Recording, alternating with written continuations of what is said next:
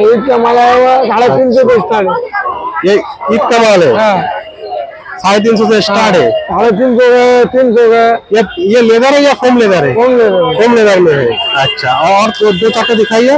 দেখুন পুরো কিন্তু ভুয়া হয়েছে একদম মার্কেটে জুতো। 550 এটা কত? 550 টাকা। पढ़ानी है। আচ্ছা, এটা 550 টাকার মাল রয়েছে।